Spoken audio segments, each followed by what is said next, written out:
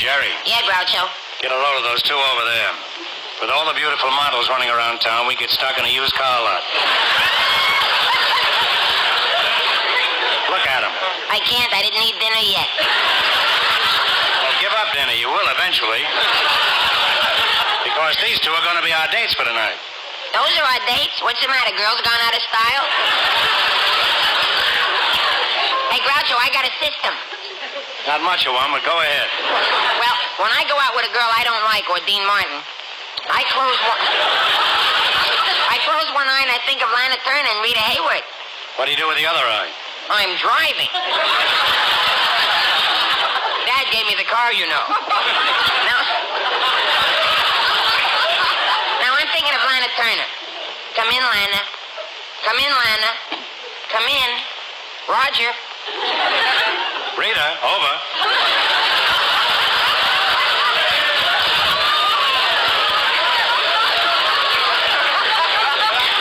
How you making out, Grouch? Are you thinking? Yes, I'm thinking. What are you thinking? I'm thinking that at this advanced stage of my career, I have to play straight man to Jerry Lewis.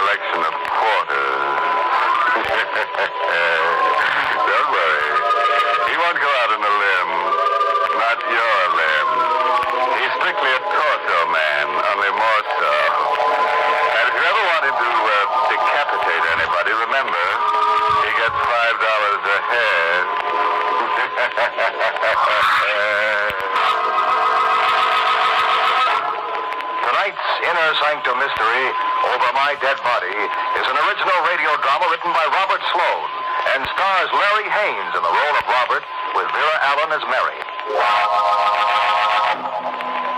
Ready now, friends.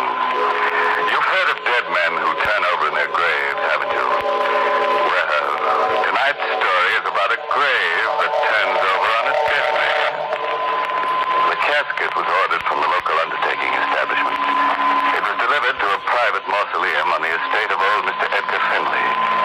But when it arrived, his housekeeper couldn't understand why the eccentric old gentleman had purchased it. Mr. Finley, did you order a casket? Yes, Mary. I ordered it. I told them to put it downstairs in the crypt of the mausoleum. But what do you want with a casket? Who is it for? Me? What? Now, don't be alarmed, Mary. I'm not nearly as eccentric as most people seem to think. I need that casket. Why? Because I'm going to die tonight. Mr. Finley, what are you saying? I'll call the doctor. No. You don't understand. There's nothing wrong with me, Mary. I just want to be sure my money falls into the right hands when I die. Don't talk about dying, Mr. Finley. I've got to consider it, Mary. I've got to make sure the bulk of my estate will go to the most deserving person. I'm going to make believe I'm dead. That way I can find out a great deal more about my prospective heirs. You mean you're going to get into that casket and be closed up in the mausoleum? Oh, I won't be closed up for long. Just long enough to make it look real. Then I'll ring the bell for you to let me out. What now? Don't be so frightened, Mary. This one.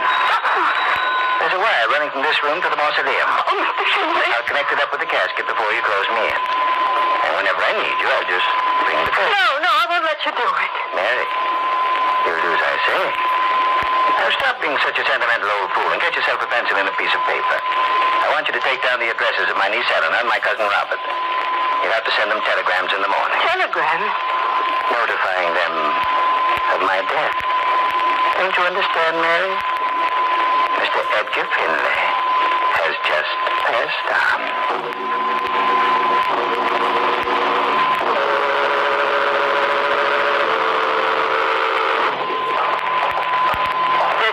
Mr. Robert. The casket is down here in the crypt. Oh, thank you. Be careful on these stairs, Eleanor. It's not very light. I can see. Only I wish you hadn't brought me down here. I don't want to look at Uncle Edgar's casket. I do. I think it's only decent for us to pay our respects. When was he laid to rest, Mary? This morning. It all happened very suddenly, didn't it?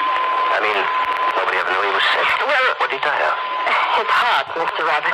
It gave out on him. When? Good heavens, must you ask me all these I've questions? got a right to know what happened. Eleanor has to. But I told you he died during the night. Without any warning? The doctor say it was his heart? Yes. Well, it seems awfully strange. He never complained about his heart before. Yeah, that's exactly what I was thinking. Was an autopsy performed on the body? No. I see. Where's the casket? Right here, Mr. Robert. Well, don't stand there. Aren't you going to open the lid? Well, no. What for? I want to see him. Why do you think I came down here? But you can't open a casket. And raise the lid. Oh, Robert, no. Don't be a fool. I want to make sure he's really down here. Don't you believe me? No. Raise the lid. Mr. Robert. Raise it, I said. All right. I'm not lying to you, Mr. Robert. You can look inside now. Thank you. Is he there? Yes. I guess Mary was telling the truth. I'm sorry. That's all right. You can lower the lid now. Yes, sir. What's the matter, Robert? Oh, nothing. I was just thinking how strange he looked. It was just the way he looked in life.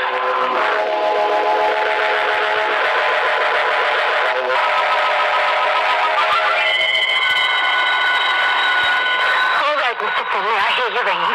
I'll come to you right now and let you out. Mary, Oh, good evening, Mr. Robert. I want to talk to you, Mary. I'll be back in a minute. I want to talk to you now. Honestly, Mr. Robert, Don't get excited. I know all about it. About what? The trick. What's it for? Roger Finley isn't dead. Why is he lying in that casket? I don't know what you're talking about. Don't lie to me. I can see him breathing underneath the glass. Why are you making believe he's dead? I'm not. I'll talk to you later, Mr. Robert. Stay where you are. No, I've got to go to him. He'll suffocate in there if I don't. I said stay where you are. Please, didn't you hear that bell? He's ringing for me. Let him ring. But the casket is locked from the outside. He'll die if I don't let him out. Wouldn't that be just too bad? Mr. Robert, you wouldn't let him die. Wouldn't I? As far as I know, he's dead already. He isn't dead. I'm telling you he isn't. Can't hear you. Let me go. He'll be buried alive. What if he is? When he really dies, I stand a very good chance of inheriting some money. No, I won't let you kill him. Oh, I'm not killing him. You are, Mary. You're the only one who knew about this arrangement with the bell. And if you open your mouth about it, the police will arrest you for murder. Mr. Robert, please. Don't let him die. Don't. Take it easy, Mary. Won't last very long. Just let him keep ringing. Only, can't ring anymore.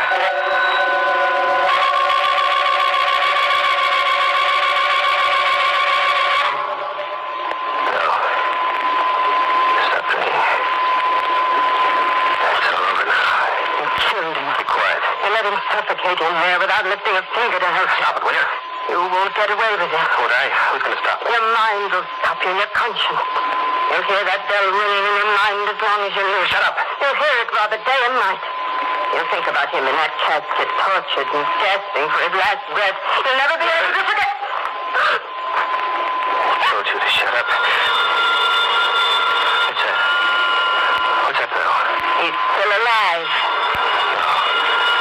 No, he can't be. I locked the casket with my own hands. There isn't enough air in there to breathe. That's not the same bell. It's a telephone. You see how it tortures you, Robert?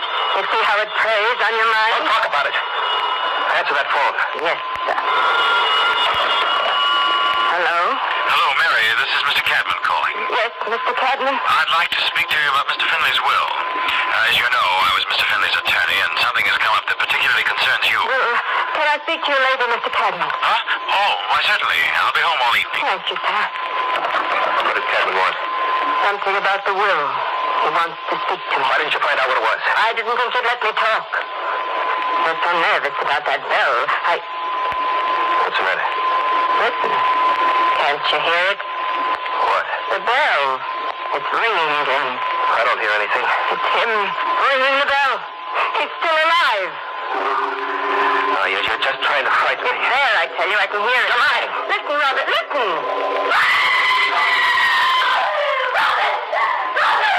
I don't know what happened. I was backstage at the window. Where were you? In the library. It was just outside. It was like a ghost. Oh, don't be scared, Miss Eleanor. It was probably the gardener. No, it wasn't.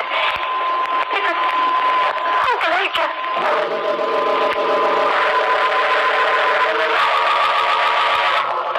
Hurry, Mary, hurry. Before Eleanor finds out we've come to the mausoleum. I don't know why we did come, Mr. Roberts. It won't ease your conscience any to see his body. Don't argue with me. I've got to know. I've got to find out if he's still in the casket. All right. All right, now quick, unlatch it and open the lid. Open it yourself. You killed him. Mary, I'm warning you not to annoy me anymore. My nerves won't stand. What's the matter, Mr. Roberts? Do you still hear that bell? Open the casket. All right. I'll open it.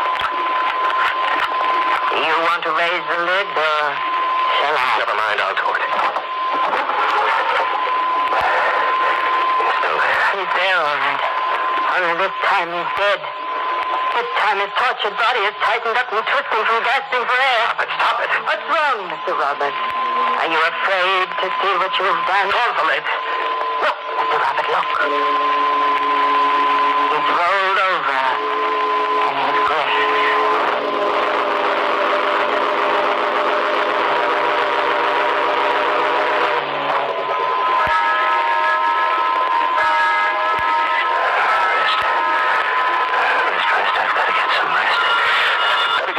Out of my mind, they're driving me crazy. Why don't they stop? Why can't I make them? No, please, stop!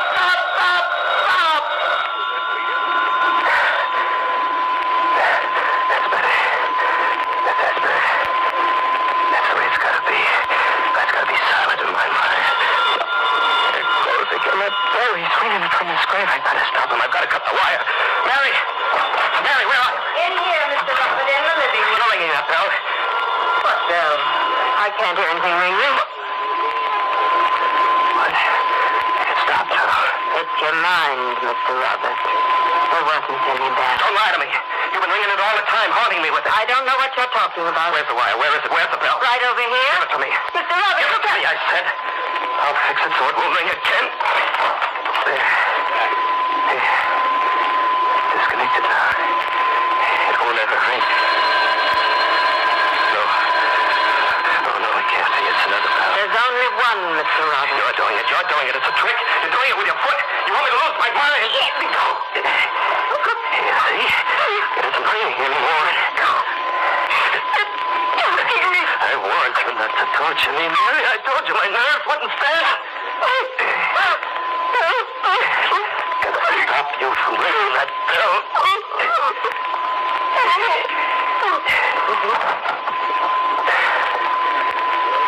You will stop. I'll never hear it anymore. No.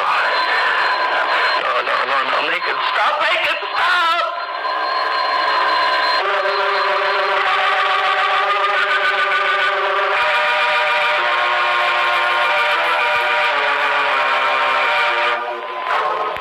Now, as we find Robert hovering over the body of dear Mary, the bell is still ringing. Quickly, he drags the body behind the sofa in the living room.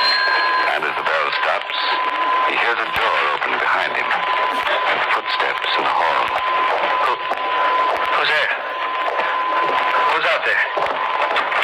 Why, it's I, Robert. Mr. Cadman. Nobody answered the front door. Were you ringing the bell? I've been ringing for some time. That's why I took the liberty of letting myself in. Where's Mary? Mary? Yes. Why are you looking at me like that? For heaven's sake, what's going on here tonight? Why?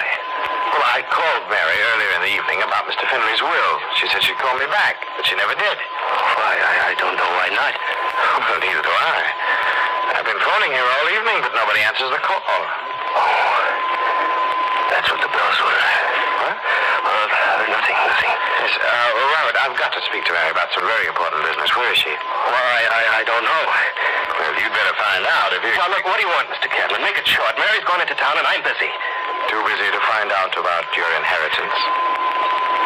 Why, no. I thought that might interest you. The will is supposed to be read tomorrow morning, but it won't be read unless I speak to Mary. It won't even be opened. What do you mean? You can't hold up that will. You can't stop us from getting what belongs to us. I can't, but Mr. Finley can. Mr. Finley? Yes. He made a last request before he died. What? That the will is not to be read unless Mary opens it herself.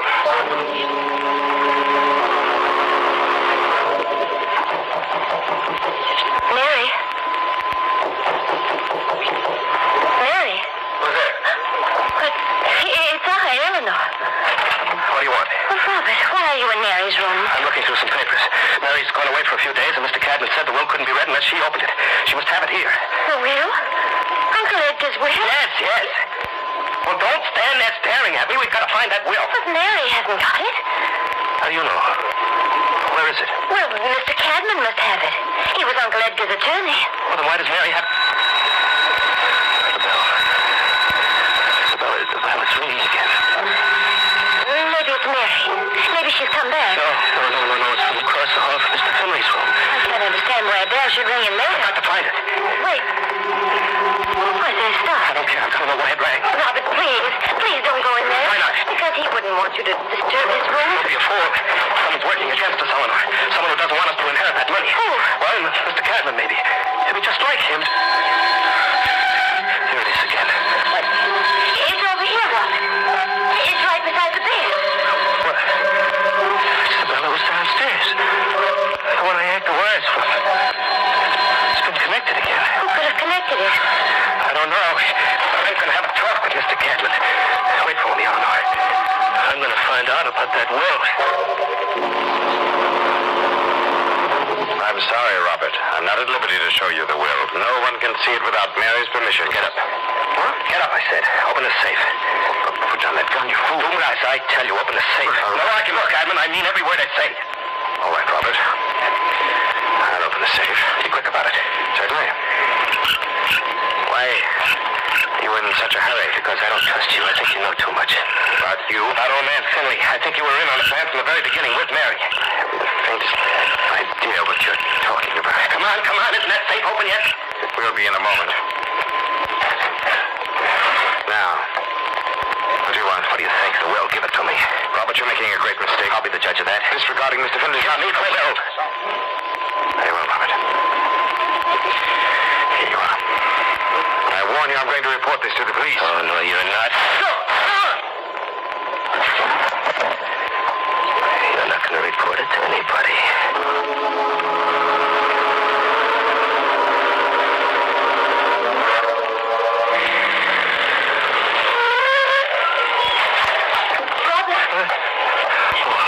Yes? You took a long time getting back. Did you speak to Mr. Cadman? Yeah. I spoke to him. He was going to read the will in the morning. Wouldn't he let you see it? No. What are you doing out here, Eleanor? Waiting for you to get back. I've been going to the outside of the house, tracing those wires. What wires? The ones from that bell upstairs. They lead to the mausoleum. Right in through the stone wall. Really? Don't you think that's strange? I mean, why should wires run from the mausoleum directly into the house? I don't know. Your Uncle Edgar was a pretty eccentric guy. But a bell, Robert. Why would anybody want to set up a bell in the house so that it could be rung from the mausoleum? Well, look, let's mind our own business. It is our business. There's something funny going on, and I'd like to know what it is. Well, we'll figure it out in the morning. No, it's got to be done now, before we go back into the house. Why? What's your hurry? Mary hasn't gone, Robert. I don't know where she is, but she hasn't really gone. How do you know? Her clothes and everything. They're all in the room. She hasn't even taken her bag. Why, that doesn't mean anything. It does to me. I think something's happened to her. Robert, I think we ought to call the police. Now, don't be silly. I think we ought to have them investigate those wires. What for? Just to be on the safe side. Is there any reason why we shouldn't call the police? Well, no. Well, then let's go inside. No, wait a minute. Now, look, we don't have to call anybody. We can investigate those wires ourselves. Just the two of us? Yeah, sure, why not? Now, come on. You just show me where those wires are. No, I don't want to go back there. What are you afraid of? Nothing's gonna happen. Oh, my arm. Come on.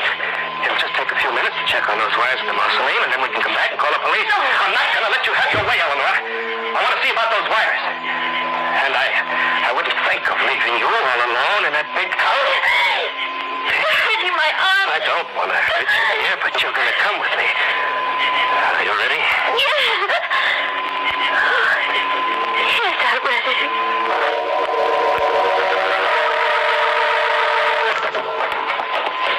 I can't say a thing, Robert. Why are you making me go down into the crypt? The wires, Eleanor. They led down here. We've got to find out where they're attached on the inside. Wait. What's the matter? I thought I saw something pass in front of me. Keep walking. You're just stalling for time. Stalling? What do you mean? Don't you know? Don't you realize you have to die? Let go. I can't afford to let you live, Eleanor, or you'll find out too much. You'll put a rope around my neck. Oh, Robert, please. Don't fight me, Eleanor. It has to be just the way it was with Mary and Cadmus. You killed him. They didn't want me to get the money. They were in my way. I was in your way too, Robert. Who's there? Me, Robert. Your cousin.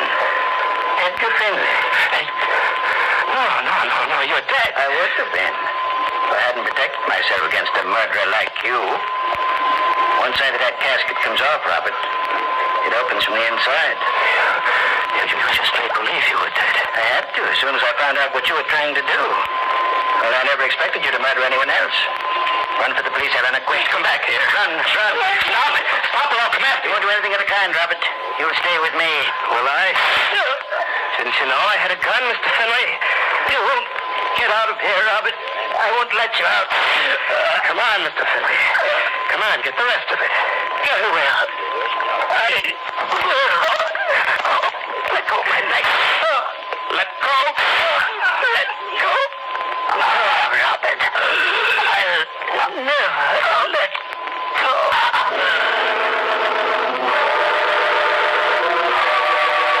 This way, officer. Right down these stairs. It's awful quiet down there. It must have gotten out. What is it, officer? Oh, Better not look. what? Are they dead? Yeah. Both of them. Mr. Finley was shot. Up close. Robert killed him. Yeah, must have. I can't understand how. Good Lord. Mr. Finley killed him, too. What? His hands. They stiffened around Robert's neck. He died that way. Choking him. He saved my life. Guess he realized it all right. Look. There's a smile on his lips.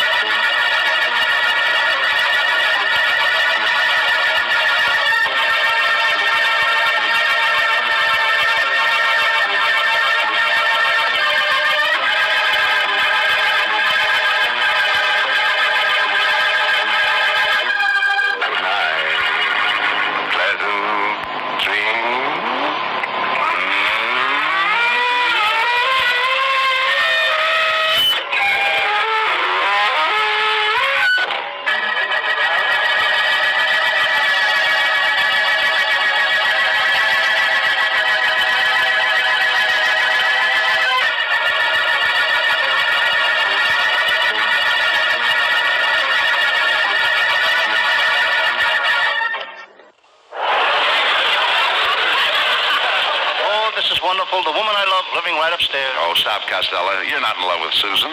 She's just a passing fancy. Yeah, but I wouldn't pass up anything that fancy. Gee, but I hope she likes her room. Oh, she should like it. She gets bored with it. I'm glad to hear that, too, because after all...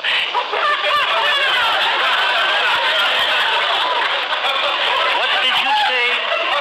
I said she should be happy she gets bored with the room. If she gets bored with the room, then why does she rent it in the first place? She's not bored with the room. She's very happy. You just told me that she gets bored with the room. That's right. One of us is nuts. How can a girl be happy when she's bored all the time? Look, she's not bored all the time.